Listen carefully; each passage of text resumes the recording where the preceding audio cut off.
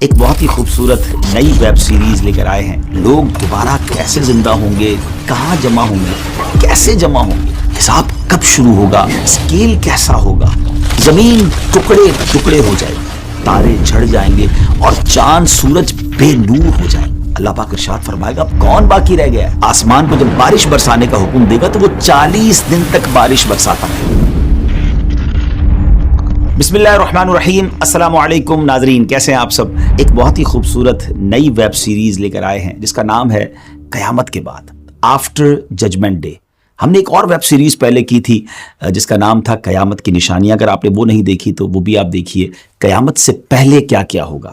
اور ہم بہت کیوریس ہوتے ہیں, بعض اوقات بڑا ہمیں تجسس ہوتا ہے کہ اس دنیا کے فنا ہو جانے کے بعد کیا ہوگا, لوگ دوبارہ کیسے زندہ ہوں گے, کہاں جمع ہوں گے, کیسے جمع ہوں گے, حساب کب شروع ہوگا اور کن لوگوں کا حساب ہوگا, اور کون سے ایسے لوگ ہوں گے جو حساب سے بچ جائیں گے, کون کون اللہ کی بارگاہ میں شفاعت یعنی سفارش کرے گا, میزان یعنی اسکیل کیسا ہوگا, پل صراط یعنی برج آف صراط پر لوگوں کی کیا کنڈیشن ہوگی, کیا کیفیت ہوگی, لواء الحمد کیا ہے, حوض کوثر کیسا حوض ہے, اور بھی بہت کچھ آپ جانیں گے اس ویب سیریز میں.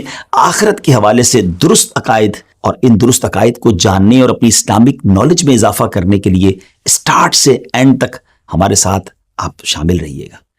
آج اس ویب سیریز کا ہمارا فرسٹ ایپیسوڈ ہے, اور انشاءاللہ جیسا میں نے بتایا کہ آج کے ایپیسوڈ میں ہم جانیں گے کہ جب قیامت قائم ہوگی اور حضرت اسرافیل علیہ السلام کے سور پھونکنے سے یہ دنیا فنا ہو جائے گی, ڈسٹرائے ہو جائے گی, زمین ٹکڑے ٹکڑے ہو جائے گی, تارے جھڑ جائیں گے اور چاند سورج بے نور ہو جائیں گے. پھر ملک الموت, جی ہاں حضرت عزرائیل علیہ السلام جو روح قبض کرنے والے فرشتے ہیں, اللہ تعالیٰ کی بارگاہ میں عرض کریں گے الہی جسے تو نے چاہا اس کے علاوہ سب زمین و آسمان والے فنا ہو چکے ہیں. یعنی چند یوں سمجھیے کہ افراد کے علاوہ باقی دنیا میں سب دنیا سے جا چکے ہوں گے, سب کو موت آ چکی ہوگی. اللہ پاک ارشاد فرمائے گا اب کون باقی رہ گیا ہے, حالانکہ وہ خوب جانتا ہے. ملک الموت عرض کریں گے اے میرے رب تو باقی ہے, عرش اٹھانے والے فرشتے باقی ہیں, اور جبرائیل اور میکائیل اور میں یعنی حضرت اسرائیل کہیں گے میں باقی ہوں. اللہ پاک ارشاد فرمائے گا عرش اٹھانے والے فرشتے فوت ہو جائیں تو وہ بھی فوت ہو جائیں گے. اللہ پاک ارشاد فرمائے گا اب کون باقی ہے, تو ملک الموت علیہ السلام عرض کریں گے اے میرے رب اب تو باقی ہے, اسرافیل اور میں باقی ہوں. پھر رب عز و جل کے حکم سے عرش حضرت اسرافیل علیہ السلام سے سور لے لے گا, اور پھر ارشاد فرمائے گا اسرافیل بھی فوت ہو جائیں تو وہ بھی فوت ہو جائیں گے. اللہ پاک ارشاد فرمائے گا اب کون باقی ہے, ملک الموت علیہ السلام عرض کریں گے اے میرے رب تیری ذات باقی ہے جسے موت نہیں آنی, اے اللہ میں باقی ہوں. اللہ کریم ارشاد فرمائے گا تم بھی میری مخلوقات میں سے ایک مخلوق ہو, میں نے تمہیں جس کام کے لیے بنایا تم نے اسے دیکھ لیا, کیونکہ اب تو کوئی نہیں تھا نا جس کی روح قبض کر رہی ہے, تو ارشاد ہوگا اب تم فوت ہو جاؤ. چنانچہ ملک الموت علیہ السلام بھی فوت ہو جائیں گے. اب ایک اکیلا اللہ پاک باقی ہوگا. ناظرین اب رب تعالی سبحان اللہ, اب جو اللہ کی طرف سے ارشاد ہوگا نا, اگر اس کو غور سے سنے تو واقعی وہ گوس بمس یعنی رونگٹے کھڑے کر دیتا ہے. اب دنیا میں کوئی نہیں ہے, صرف رب تعالیٰ کی ذات ہے, اور وہ 3 بار یہ اعلان فرمائے گا, وہ ارشاد فرمائے گا, ایک کوسچن گویا فرمائے گا انا الجبار لمن الملک اليوم, میں جبار ہوں آج کس کی بادشاہی ہے. مگر nobody there to answer that question, اس دن تو کوئی جواب دینے والا نہیں ہوگا نا. پھر خود رب تعالیٰ جواب ارشاد فرمائے گا, اور کیا فرمائے گا للہ الواحد القہار, ایک اللہ کی بادشاہی ہے جو سب پر غالب ہے. یعنی سب کچھ فنا ہونے والا ہے اور سب کچھ فنا ہو جائے گا. اللہ اکبر. آج لوگ کر و فر اور نما بعض اوقات تو جیتے ایسے جیسے مرنا نہیں ہے, لیکن یہ اعلان بتا رہا ہے کہ کوئی نہیں ہوگا, صرف رب تعالیٰ کی ذات ہوگی. اب کیا ہوگا, سب سے آخر میں جس ہستی کو موت آئے گی وہ مخلوقات کی روح قبض کرنے والے ملک الموت حضرت اسرائیل علیہ السلام ہے. اس کے بعد رب تعالیٰ اس زمین کو دوسری زمین سے بدل دے گا, آسمانوں کو بدل دے گا, اور زمین کو ایسے پھیلا دے گا کہ اس میں اونچا نیچا کوئی ٹیڑھا پن نہیں ہوگا, ٹوٹل اسٹریٹ زمین ہوگی. پھر اللہ پاک کے حکم سے مخلوق اس بدلی ہوئی زمین پر اس طرح آ جائے گی جیسے وہ پہلی والی زمین میں تھی، یعنی جو پہلے زمین میں دفن تھے وہ اس زمین میں دفن ہو جائیں گے، اور جو باہر تھے وہ اس پر بھی باہر رہیں گے، کیونکہ کئی لوگ تو ایسے ہوں گے جن کو دفن نہیں کیا جائے گا، وہ تو قیامت طاری ہو جائے گی، اور جو لوگ دنیا میں لوگ ہوں گے وہ اسی طرح زمین پر پھیلے ہوئے ہوں گے، وہ اس نئی زمین پر آ جائیں گے۔ یہ زمین بالکل اسٹریٹ ہوگی، اور ایسی اسٹریٹ ہوگی کہ زمین کے کونے پر بھی اگر کوئی رائی کا دانہ ہوگا تو وہ نظر آ جائے گا، ٹوٹلی اسٹریٹ زمین ہوگی۔ اب اللہ کریم آسمان کو جب بارش برسانے کا حکم دے گا تو وہ 40 دن تک بارش برساتا رہے گا، یہاں تک کہ مخلوق پر پانی 12 ہاتھ کے برابر بلند ہو جائے گا، اتنا پانی ہو جائے گا۔ پھر اللہ کریم باڈیز کو اگنے کا حکم دے گا۔ کمال دیکھیں، رب کی شان دیکھیں، اب باڈیز جو ہے وہ سبزیوں کی طرح اگنے لگ جائیں گی، یہاں تک کہ جب ان کے جسم پہلے کی طرح کمپلیٹ ہو جائیں گے تو اللہ پاک کی طرف سے حکم ہوگا کہ میرا عرش اٹھانے والے فرشتے زندہ ہو جائیں۔ وہ تو کن کا مالک ہے نا، وہ تو فرماتا ہے کن ہو جا تو ہو جاتا ہے، وہ فرمائے گا زندہ ہو جائے، تو عرش اٹھانے والے فرشتے زندہ ہو جائیں گے۔ سب سے پہلے دوبارہ زندہ ہونے والوں میں یہی فرشتے ہوں گے۔ پھر حکم الہی سے حضرت اسرافیل سور پکڑیں گے اور اپنے منہ پر رکھ لیں گے، پھر اللہ پاک ارشاد فرمائے گا جبرائیل اور میکائیل زندہ ہو جائیں، تو وہ دونوں بھی زندہ ہو جائیں گے۔ پھر اللہ پاک روحوں کو بلائیں گا تو روحیں حاضر کی جائیں گی۔ سبحان اللہ، اے مسلمانوں آپ کو مبارک ہو، ایمان والوں مبارک ہو۔ مسلمانوں کی روحیں نور سے چمک رہی ہوں گی اور باقی روحیں اندھیرے میں ہوں گی۔ اللہ کریم سب روحیں کو سور میں ڈال دے گا، اور پھر حضرت اسرافیل علیہ السلام کو حکم فرمائے گا کہ وہ دوبارہ اٹھنے اور جمع کرنے والی پھونک مارے۔ بس وہ جب پھونک ماریں گے سور میں تو روحیں سور سے شہد کی مکھیوں کی طرح نکل کر زمین و آسمان کے درمیان خلا کو بھر دیں گی۔ پس روحیں زمین کے نیچے اپنی باڈیز کی طرف جائیں گی، اور ناک کے جو ہولز ہوں گے نا، ناک کے سوراخ سے داخل ہو کر جسم میں سرایت کر جائیں گی۔ اس کے بعد حشر برپا ہوگا اور لوگ جمع ہونا شروع ہوں گے۔ ویورز کیسی معلومات ہے، سنتے ہیں تو بعض اوقات عقل حیران ہو جاتی ہے کہ پھر سے وہ لوگ زندہ ہوں گے۔ ذرا غور کریں نا کہ دو نفخوں یعنی دونوں سوروں کے درمیان، یعنی ایک سور وہ جس میں سب کو موت آ جائے گی، اور دوسری سور جس میں دوبارہ زندہ کیا جائے گا، 40 سال کا وقفہ ہوگا۔ خیر وقفہ جتنا بھی ہو، لیکن ذہن میں ایک سوال تو پیدا ہوتا ہے نا کہ یہ ہوگا کیسے کہ اتنا ٹائم پیریڈ گزر گیا ہوگا، باڈیز تو ڈیکمپوز ہو چکی ہوں گی، باڈی کے ٹائنی پارٹیکلز، چھوٹے چھوٹے ذرے زمین کے پارٹیکل کے ساتھ مل چکے ہوں گے، نہ جانے کہاں کہاں پہنچ چکے ہوں گے، پھر یہ سب کیسے ہوگا؟ یاد رکھیے کہ انسان کی ہر چیز گل جاتی ہے سوائے عجب الضم کے۔ اب یہ کیا ہے؟ یہ ایک ہڈی کے بارے میں کہا جاتا ہے، اور بروز قیامت اسی ہڈی پر مخلوق کو دوبارہ بنایا جائے گا۔ عجب الضم کے لفظی معنی ہے دم گچھ، عجب کے معنی ہے اصل، اور ضم کا معنی ہے دم۔ اب یہاں کچھ لوگ کہتے ہیں کہ اسپائنل کارڈ، دیکھیں ہماری جو ریڑھ کی ہڈی ہوتی ہے، انسان اسی پر بیٹھتا ہے، یہ باقاعدہ پلر کی حیثیت رکھتی ہے، جیسے دیوار کے لیے بنیاد ہوتی ہے۔ اگر یہاں یہ ہڈی مراد ہے تو حدیث کے معنی پھر یہ بنیں گے کہ یہ ہڈی جلد فنا نہیں ہوتی، اور مٹی 100 سال کے بعد اس کو ڈیکمپوز کرتی یعنی گلاتی ہے۔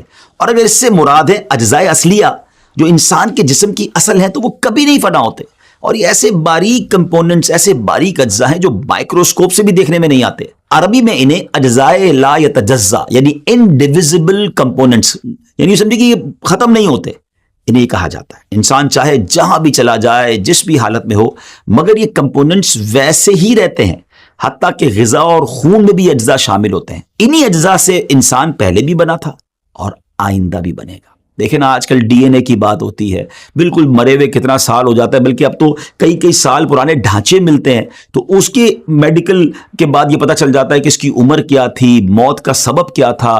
تو جب اتنی ساری آج سائنس نے ترقی کر لی ہے جو 100 سال 200 سال بعد کے بعد ڈھانچوں پر تحقیق کر لیتی ہے، تو وہ تو خالق کائنات ہے۔ ان اللہ علی کل شیء قدیر۔ نبی پاک علیہ السلام کا ایک اور فرمان سنیے کہ کچے بچے سے لے کر بوڑھے تک ہر ایک کا بروز قیامت حشر ہوگا۔ حضرت اکرمہ رحمۃ اللہ تعالی فرماتے ہیں بلا شبہ جو لوگ سمندر میں ڈوب جاتے ہیں، پھر ان کا گوشت مچھلیاں نوچ لیتی ہیں، پھر ان میں سوائے چمکتی ہڈیوں کے کچھ نہیں رہتا، پھر سمندر کی موجیں ان ہڈیوں کو الٹا پلٹا رہتی ہیں، الٹتی پلٹتی رہتی ہیں تاکہ انہیں خشکی پر ڈال دیتی ہیں، پھر وہ ہڈیاں ایک عرصے تک وہاں پڑے رہنے کے سبب گل سڑ کر خستہ اور پارا پارا ہو جاتی ہیں۔ چنانچہ وہاں سے اونٹوں کا گزر ہوتا ہے تو وہ انہیں کھا کر چل پڑتے ہیں اور پھر مینگنیوں کی صورت میں نکال دیتے ہیں۔ اس کے بعد کچھ لوگ وہاں پڑاؤ کرتے ہیں اور ان مینگنیوں کو اٹھا کر ان سے آگ جلا کر انہیں بھی راکھ کر دیتے ہیں، پھر ہوا چلتی ہے اور اس راکھ کو زمین پر بکھیر دیتی ہے۔ اب ناظرین اتنا کچھ ختم ہو گیا، یعنی اتنی صورتوں میں وہ جسم بدل گیا، اب راکھ بھی ہو گیا، راکھ بھی اڑ گئی ہوا کے ذریعے. مگر اب کیا ہوگا جب سور پھونکا جائے گا نا، تو یہ راکھ ہو جانے والے لوگ اور قبروں میں دفن لوگ سب نکلیں گے. اللہ سب کو پھر باڈی کی شکل دے گا، ان میں روحیں داخل ہو جائیں گی.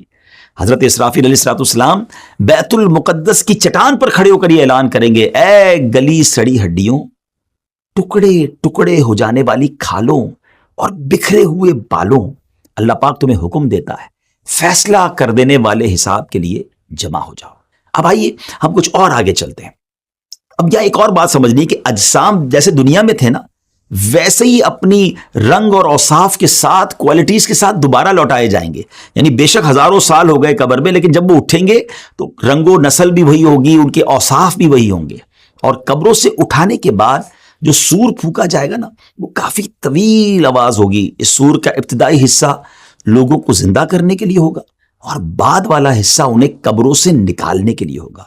چنانچہ سور کا وہ حصہ جو انہیں زندہ کرنے کے لیے ہوگا اسے تو وہ نہیں سن سکیں گے، البتہ سور کا وہ حصہ جو انہیں قبروں سے نکالنے کے لیے ہوگا وہ اسے سنیں گے، لسن کریں گے.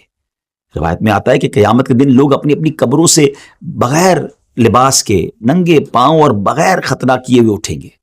someone will be no foot, someone will be on foot, someone will be on ride. کوئی پیدل ہوگا، کوئی سواری پر ہوگا، کوئی سواری پر اکیلا ہوگا، کسی پر 3 4 یا 10 افراد بھی ہوں گے. جو نان بلیور ہوں گے، غیر مسلمین ہوں گے، انہیں تو میدان محشر لے جانے کے لیے کسی کو ملائکہ گھسیٹ کر لے جائیں گے اور کچھ لوگوں کو آگ جمع کرے گی. حدیث پاک کے مطابق نبی کریم علیہ السلام نے اپنے دستے مبارک سے ایک بار بڑا کمال کا اشارہ فرمایا. نبی پاک نے ملک کے شام کی طرف اشارہ کر کے فرمایا کہ تمہارا حشر وہاں ہوگا. اور اسی طرح ایک روایت میں آتا ہے کہ بلا شبہ تمہارا حشر بیت المقدس میں ہوگا.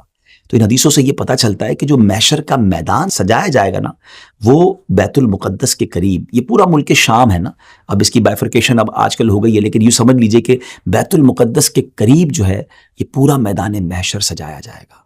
بروز محشر کی زمین کیسی ہموار ہوگی، کتنی پلین اینڈ اسٹریٹ ہوگی. جیسے میں نے بتایا کہ رائی کا ایک دانہ بھی کونے پہ رکھا ہوگا تو وہ دوسرے کنارے سے دکھائی دے گا. مگر ایک اور امیزنگ بات ہے کہ اس دن جو زمین ہوگی نا، وہ ہماری طرح راک کی یا مٹی کی نہیں ہوگی، کاپر کی ہوگی، تانبے کی ہوگی.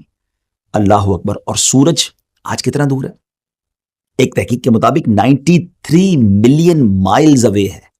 جی ہاں، 9 کروڑ 30 لاکھ مائلز. اور اس دن 1 میل کی مسافت ہوگا. آپ امیجن تو کریں گرمی کا عالم کیا ہوگا، یہ کیسے بیئربل کیسے ہوگا. تو ذرا غور کیجئے کہ اتنا ڈسٹنس، 93 ملین مائل کا ڈسٹنس کے باوجود بھی سورج کی پشت ہماری طرف ہے. لیکن جب کبھی گرمیوں میں ہمارا چہرہ اس کے سامنے آ جائے اور گرمی کا موسم ہو تو گھر سے باہر نکلنا دشوار ہو جاتا ہے.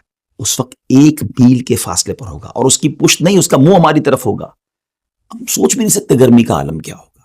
اور آج زمین مٹی کی ہے، اس کے باوجود ہم دھوپ میں ننگے پیر زمین پر کھڑے نہیں رہ سکتے. اس وقت کاپر کی زمین ہوگی، سورج اتنا قریب ہوگا تو وہ ہیٹ کتنی ہوگی، وہ ٹیمپریچر کتنا ہوگا. اور اس گرمی اور اس حالت میں سویٹنگ، پسینہ اس کثرت سے نکلے گا. اب ذرا غور کیجئے گا کہ ہم دیکھیں نا کسی زمین پر پانی ڈالیں تو وہ ایبزارب کر لیتی ہے، مگر ایک لمٹ تک ایبزارب ہوتا ہے، پھر وہ پانی اوپر آنا شروع ہو جاتا ہے. بتایا گیا اتنا پسینہ نکلے گا کہ پہلے 70 گز زمین اس پسینے کو ایبزارب کر لے گی، مگر اس کے بعد زمین میں اب یہ صلاحیت نہیں رہے گی کہ وہ کچھ اور مزید جذب کر سکے، ایبزارب کر سکے. اب وہ پسینہ زمین پر اوپر کی طرف چڑھنا شروع ہوگا. اور روایتوں میں آتا ہے کسی کے ٹخنوں تک اس کا پسینہ ہوگا، کسی کی نیز یعنی گھٹنوں تک پسینہ ہوگا، اور کسی کی کمر تک پسینہ ہوگا، کسی کے سینے تک، اور کوئی گلے تک پسینے میں ڈوبا ہوگا. اللہ اکبر. اور کافروں کے بارے میں آتا ہے، غیر مسلموں کے بارے میں آتا ہے کہ منہ تک چڑھ کر لگام کی طرح اس کا پسینہ جکڑ لے گا، جس میں وہ ڈبکیاں کھا رہا ہوگا. اور پیاس کا عالم کیا ہوگا، تھرسٹ کا عالم کیا ہوگا. آج جون جولائی کی گرمی میں پانی پی پی کے تھک جاتے ہیں، پھر بھی پیاس نہیں بجھتی، مگر قیامت کے دن حالت یہ ہوگی کہ بعضوں کی زبانیں بو سے باہر نکل آئیں گی، دل ابل کر گلے کو آ جائیں گے. العطش العطش، ہائے پیاس کی صدائیں بلند ہو رہی ہوں گی. ویورز، یہاں ایک بات بڑی اہم ہے کہ تمام تکالیف اور پریشانیاں اپنے اپنے اعمال کے مطابق ہوں گی. ہاں، جس نے چاندی سونے کی زکوٰۃ نہ دی ہوگی، اس مال کو خوب گرم کر کے اس کی کروٹ، پیشانی اور پیٹھ داغی جائے گی. پھر سے جانوروں کی زکوٰۃ نہ دی ہوگی اس کے جانور قیامت کے دن خوب تیار ہو کر آئیں گے اور اس شخص کو وہاں لٹائیں گے اور اپنے سینگوں سے مارتے اور پاؤں سے رونتے ہوئے اس پر گزریں گے. جب اسی طرح سب گزر جائیں گے پھر ادھر سے واپس آ کر یوں ہی اس پر گزریں گے. یہ جانور اسی طرح کرتے رہیں گے اس وقت تک جب تک حساب ختم نہ ہو جائے.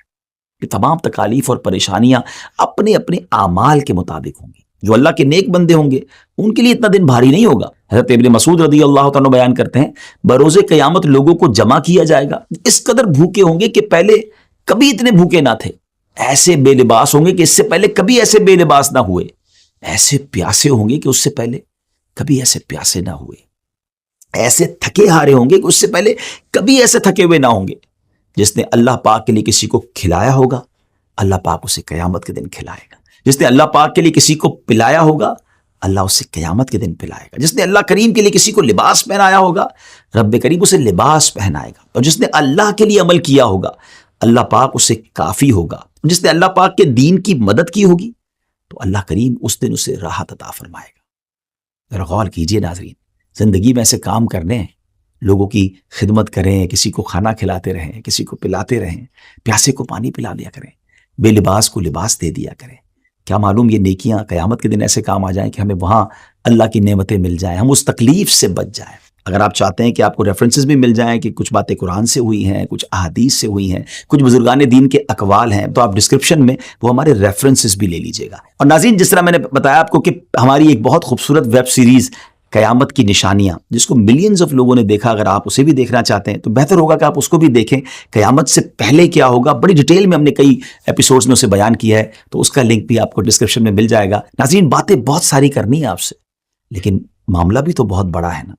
قیامت کیسے طاری ہوگی اور پھر اس دن لوگوں کے ساتھ معاملات کیا ہوں گے، یہ تو ابھی پہلی ایپیسوڈ ہے نا. اگلے ایپیسوڈ میں ہم یہ معلوم کریں گے کہ مختلف لوگ محشر میں جب آئیں گے تو ان کی کیفیات کیا ہوں گی، کنڈیشنز کیا ہوں گی. بڑی امیزنگ باتیں ہیں اس میں، اور یہ بھی جانیں گے کہ کن کن حالتوں میں لوگ اللہ کی بارگاہ میں پیش ہوں گے. ہمیں اجازت دیجیے، اگلی ایپیسوڈ میں پھر ملاقات ہوگی. فی امان اللہ. السلام علیکم ورحمۃ اللہ وبرکاتہ.